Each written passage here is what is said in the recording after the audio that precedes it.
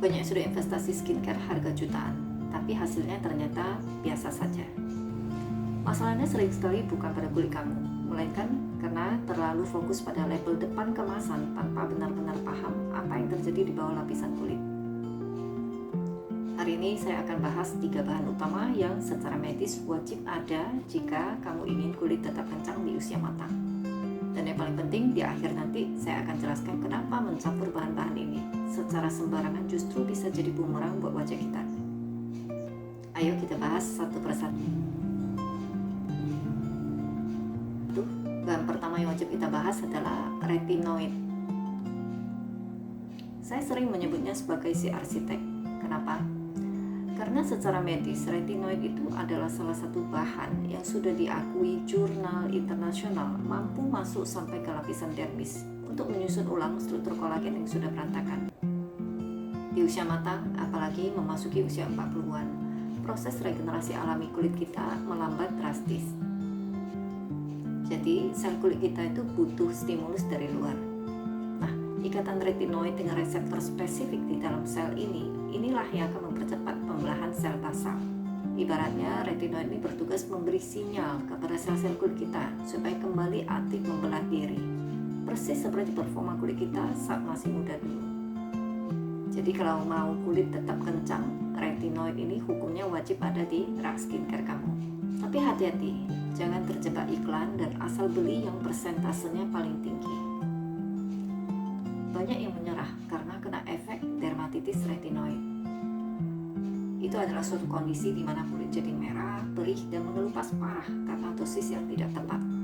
Pilih turunan yang stabil, seperti retinol atau retinaldehyde.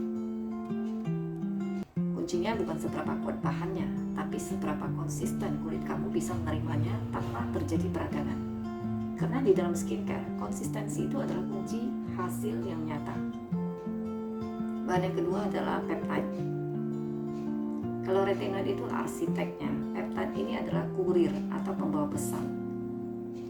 Secara biologis, peptide adalah fragmen protein kecil yang bertugas memberi sinyal ke sel kulit kita, khususnya sel fibroblast, dengan pesan penting seperti, halo kulit kita sudah mulai kendur nih, ayo produksi kolagen lagi.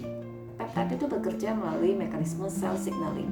Dia sangat bagus dikombinasi dengan bahan lain karena sifatnya yang relatif aman dan tidak bikin iritasi seperti asam-asam atau retinoid yang konsentrasi tinggi. Buat kamu yang kulitnya sensitif tapi pingin kencang, cari kandungan yang ada kata peptide di label belakang botol.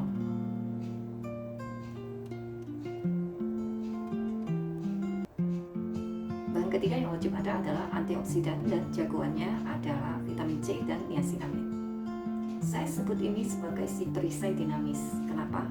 Karena mereka bekerja saling melengkapi untuk menjaga kulit dari luar dan dalam. Teman-teman harus tahu, di usia 30 ke atas, kulit kita itu mengalami stres oksidatif yang tinggi akibat sinar ultraviolet dan polusi. Vitamin C itu bukan cuma buat memutihkan wajah saja, tapi secara medis dia adalah kofaktor penting untuk sintesis kolagen. Sederhananya, dia adalah pembantu utama agar pabrik kolagen kita bisa bekerja.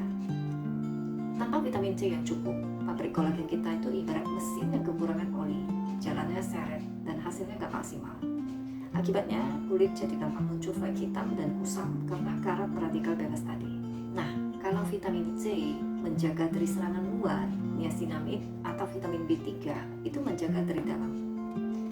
Dia bekerja memperkuat seramid atau lemak alami kulit kita. Bayangkan kulit kita itu seperti tembok.